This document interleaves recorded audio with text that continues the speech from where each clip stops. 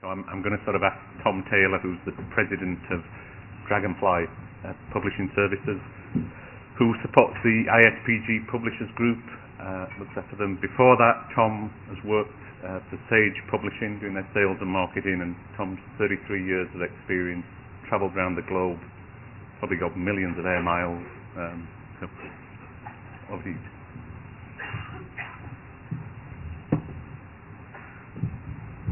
Thanks, Adrian. It's ironic that the one country you didn't mention that I visited in the last 12 months was China. That was a guest of Charlesworth, but thank you. Let's see. So a note about Dragonfly, the company I manage, just because it helps inform where I'm coming from and both my expertise and the limits to my expertise. Basically, I have a fairly unique role. I manage the sales efforts for small journal publishers by organizing them and then working with sales agents around the world.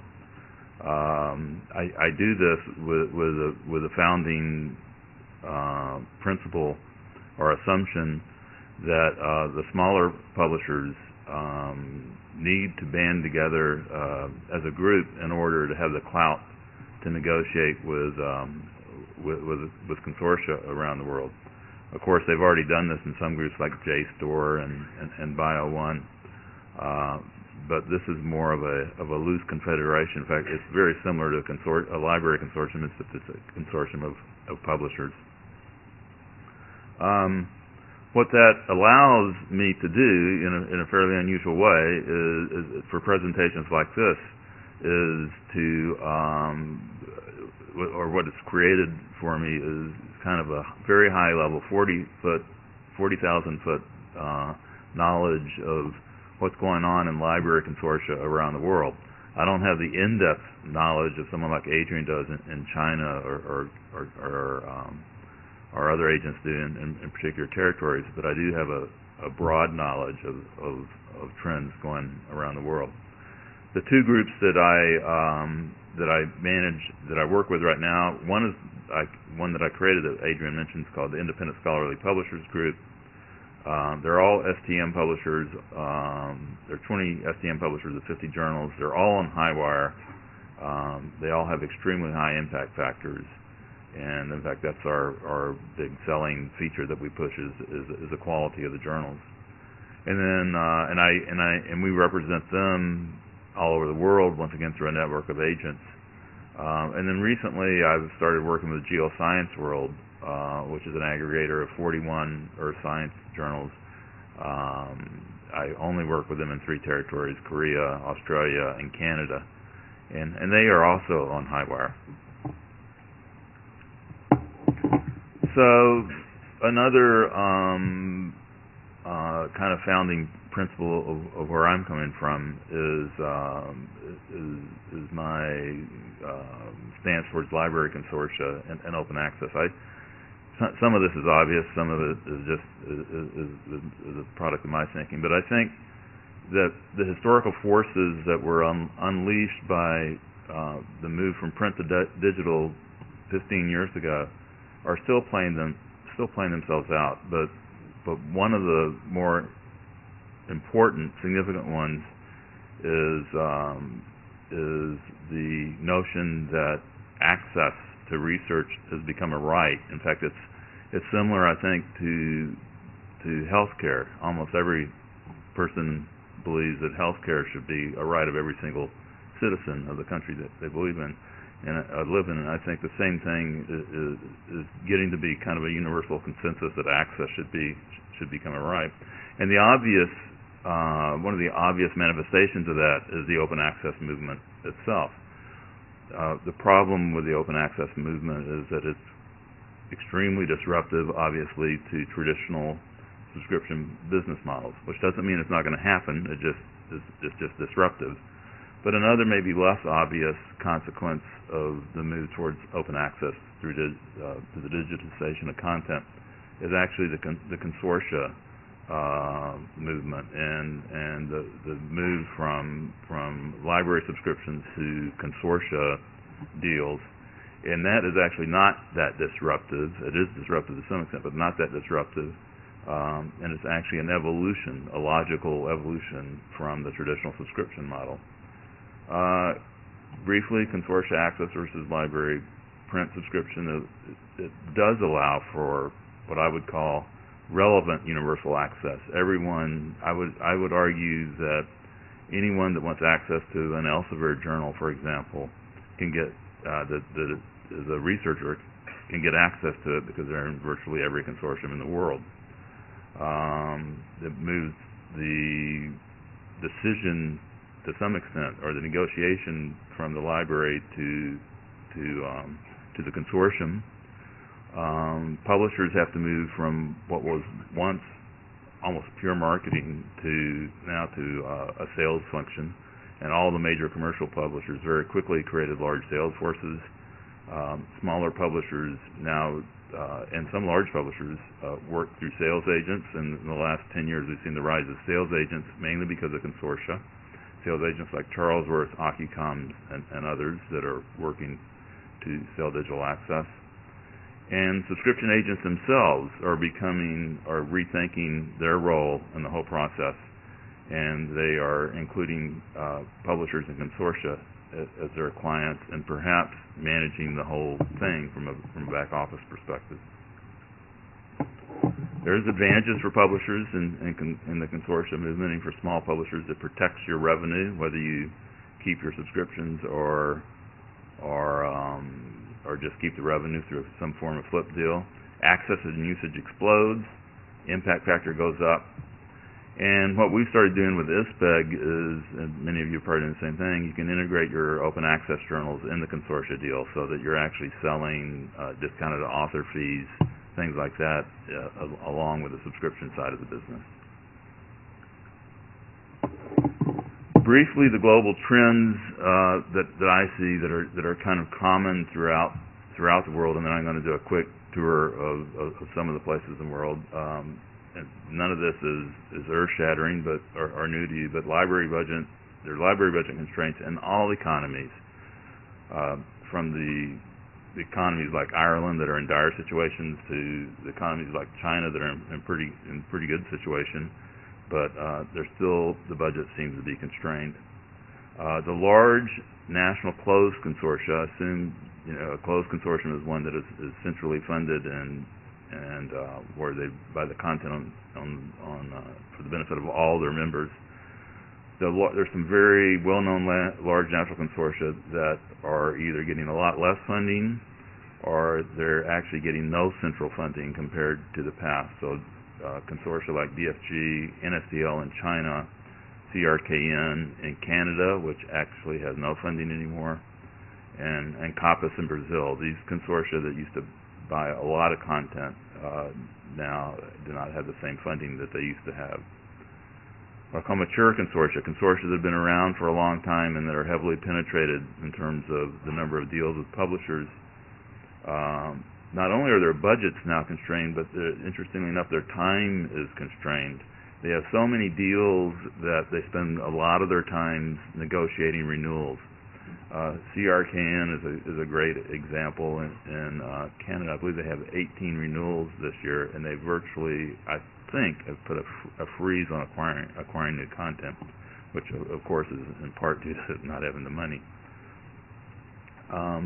The newer consortia, the ones that are less penetrated, even they are proceeding a lot more cautiously than newer consortia did 8 or 10 years ago. So consortia like Mexico that have just been centrally funded for 2 or 3 years, and there's a new one in Japan, are being very strategic and buying content in increments. However, the renewals of deals are extremely strong. It's still the default setting, just like the renewals of journals at libraries used to be the default setting. The agents I talked to say that in some cases they're not even aware of any renewals that have not happened in the last several years. And overall, consortia is a purchasing model. It's still healthy and growing. Every year there are more consortia in the world than there were the previous year, and that's been the case for 6 or 7 years.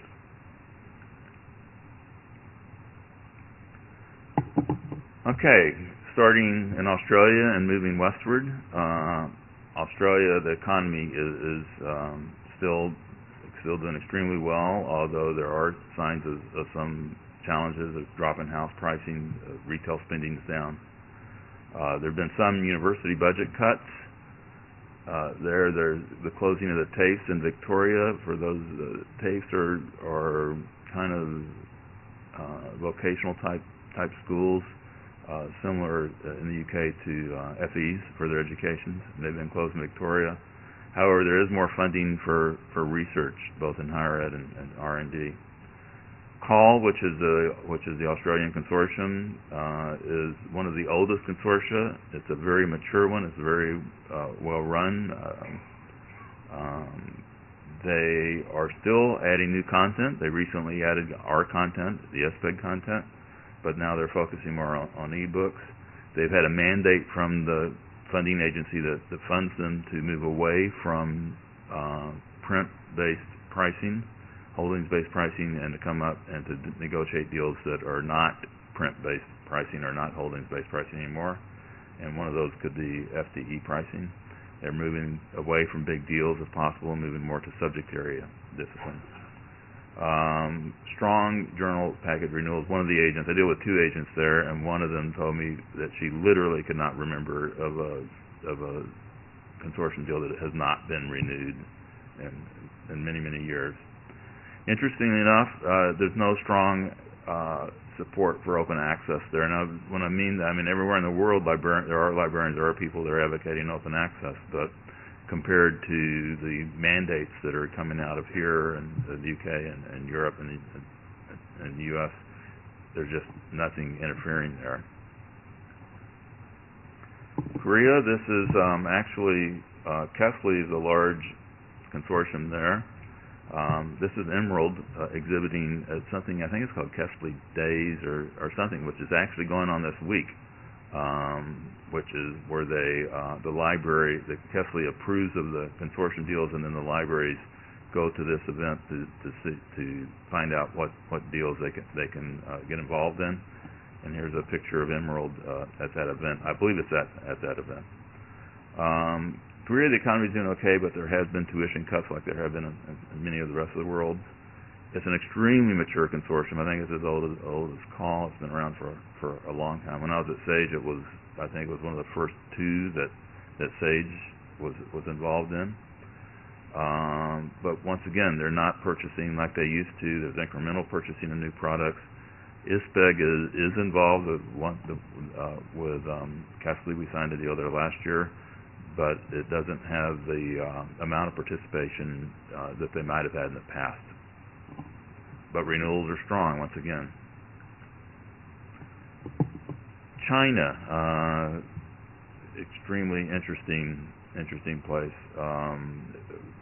in many ways. It's the first bullet, strong economy showing signs of slowing down. Any of you, that's not news for any of you. That bullet could have been on any slide in the last 2 or 3 years. That China has a very strong economy, but there are signs of it slowing down. They do have possibly the highest commitment to investment in education, both short and long term, in the world. When I'm long term, they have a 25-year plan, and so they are very committed to making their educational system and their research the best in the world. And there's an extreme commitment also to indigenous publishing. They want to make their journals, their research journals, the best in the world, and there's a strong commitment to that as well. Another unique thing about China is that you really do have to partner with the local marketing and sales people because of language and the laws. And interestingly enough, recently I saw that they are the #1 social media country in the world. That more people using social media than any other country. However, they don't use Facebook, Twitter, YouTube, or Google. They use their own versions of those for obvious political reasons. So that's another reason that's extremely important to market with someone that's familiar, that has databases of those social media tools. China was an example of a consortium that I would say recently has become mature. They were aggressively acquiring content up until about 2 years ago. Now they're much more selective. You could say they're more strategic. They seem to budget for specific subject areas that they need to beef up on. So it's slowed down a lot. It's one of the, interesting enough, when I didn't think of these as the BRICS, but I was saying, what are the countries in the world that the bureaucracy and the political and the politics of decision-making slows things down the most? And I would say China, in my experience, China, India, and Brazil. And China's an example where politics and just takes a lot longer to get things, to sell things. Two very well-known consortia there, NSTO, which is a closed consortium that's government-funded, and they buy on behalf of the 600 member institutions. They have a 9-member board, and once again, they're not buying as much as they used to.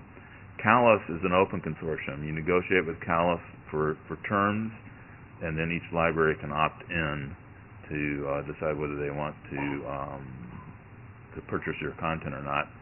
And that's why the range of member institutions is from 700 to 1,400. It can change.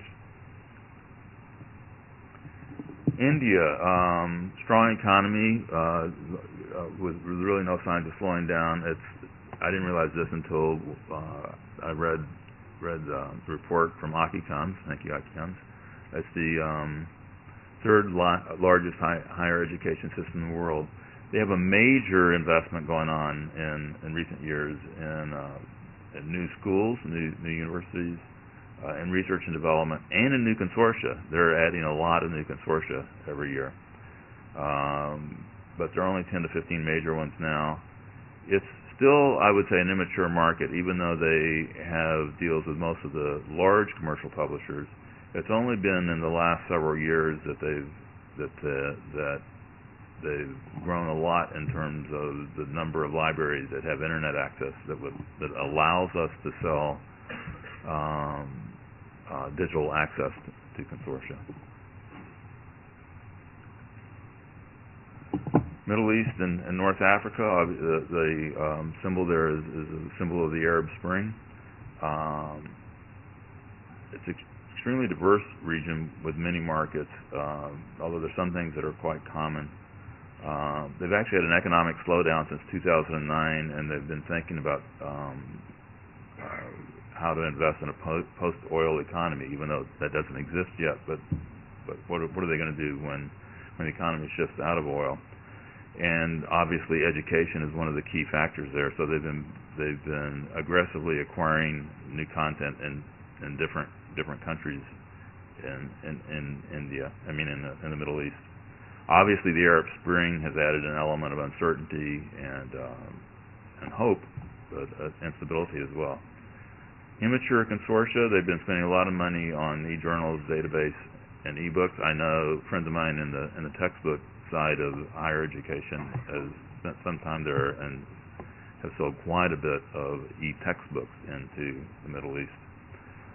Even though the budgets are flat to increasing, actually flat to increasing is on the positive side of the spectrum in the global library market right now.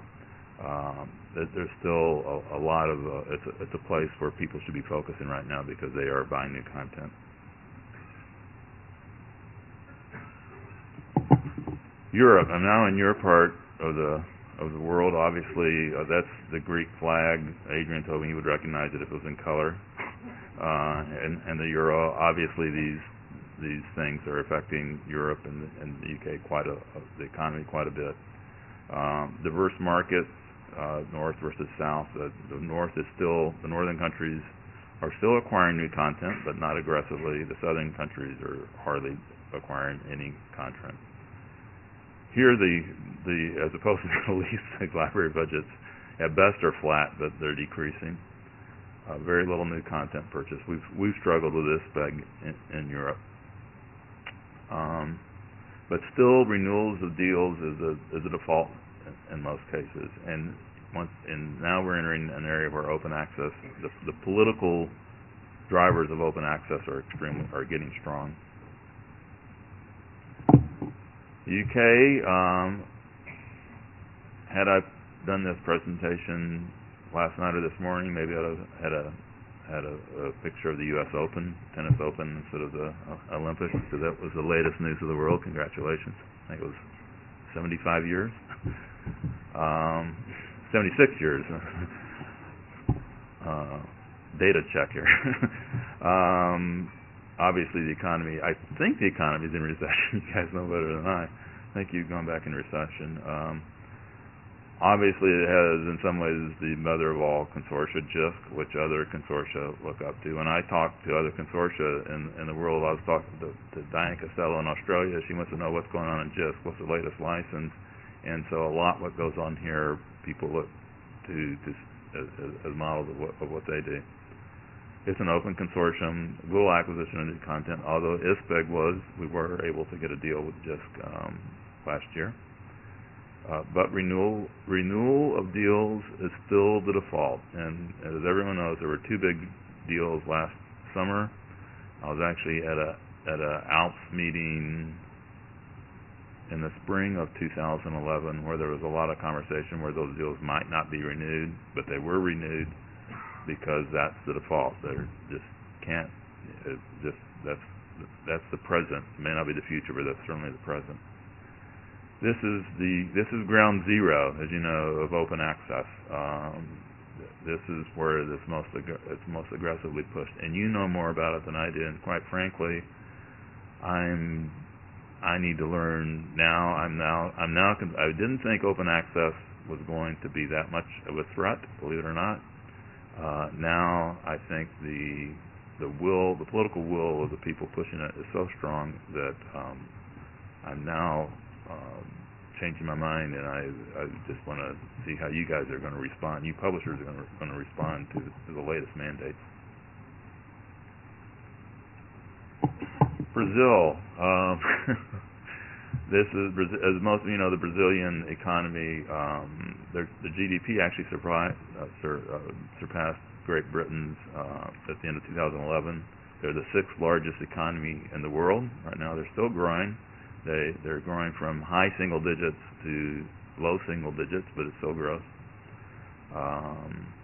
It's an extremely interesting country. I think they have both the upcoming World Cup and then the upcoming Olympics, so somehow they're able to snag both of them. COPPUS is one of the oldest consortia around. It's a national closed, mature consortia.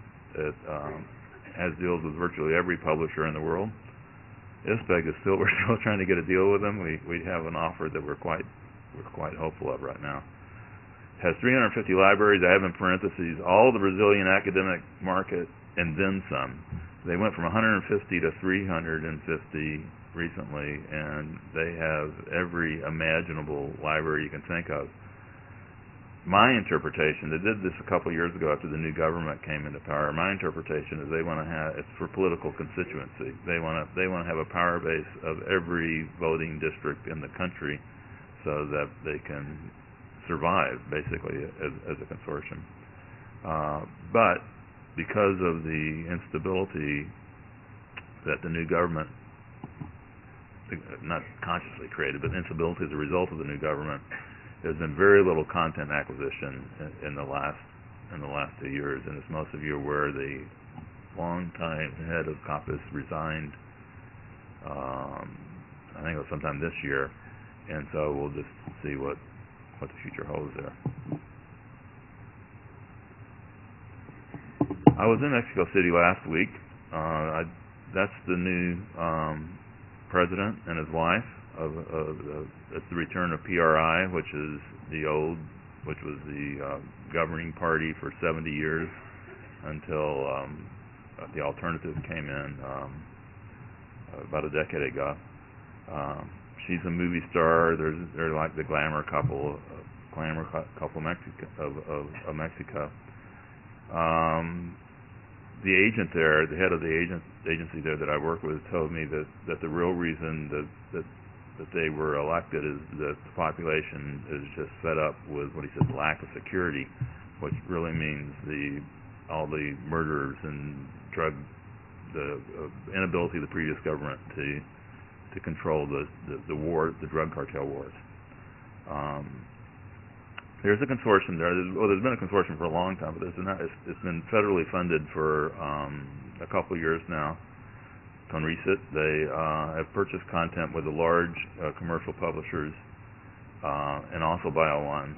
The funding uncertain, but the effect for us, the self-service effect for us, is that one of the main complaints of the new government was that the old government was not investing enough in education and research. Canada, that's the Canadian high five there. I was looking for either something having to do with hockey or beer. Hockey won. CRKN, like I said, it's almost a model economy, by the way. The Canadian economy is doing so well. CRKN is a mature national closed consortium. Once again, it's not funded anymore by the government. It's funded by member libraries now, and they have a huge number of renewals going on. Now, there are regional consortia that still buy new content, but the net effect of the libraries funding CRKN and the renewals is that they don't really know what their budgets are until those renewals are complete. So they don't know how much money they have to spend on new content until they know how much the renewals are costing them to have to fund CRKN. Okay, I don't know. My wife said they won't get this in the UK, but y'all are aware of the famous. Okay, people are not in their heads. The famous speech that Clint Eastwood made. I actually like Clint Eastwood's movies, but this isn't just a gratuitous political picture. The elections in the U.S. actually could affect us in a major way, and that if Obama is reelected, there's a commitment to even more spending on education and research. And although he doesn't say it, if Romney's elected, there's a real threat that there will be a cut in education and research, which affects us. One of the more interesting developments in North America, however, is EBSCO Community Plus, which is, I mentioned that subscription agents having to rethink their business. It's a consortium that EBSCO's created.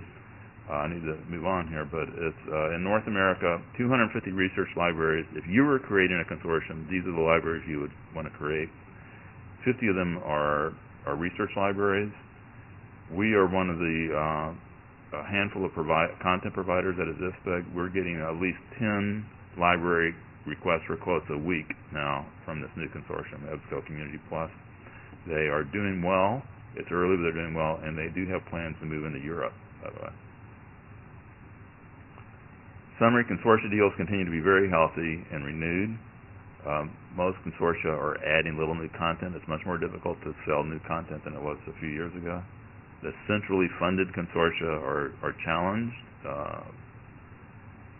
There are two parts of this that had I had more time, I would have added, but I think they're separate type of presentations that need to be done. One is scientific research is becoming increasingly global. I did a presentation in China where I showed that the number of co-authors from different parts of the world in different countries is just growing every year. So what are the implications of that for all the players? And then another one I think now is not open access. Every conference has open access, but how does open access mandates affect the consortia world? What is the intersection going to look like? My advice for small publishers, if not a large commercial publisher, join forces with other like-minded publishers. You have to, I think. Implement strategies to recruit authors from around the world to make your journals more global, and actually collaborate with publishers from around the world to create journals that are more global. I want to thank the following people that helped, following agents and my ISPEG members that helped contribute: Charlesworth, EBSCO, SWET, OCUCONF, PCG. I work with all these agents. And thank you very much.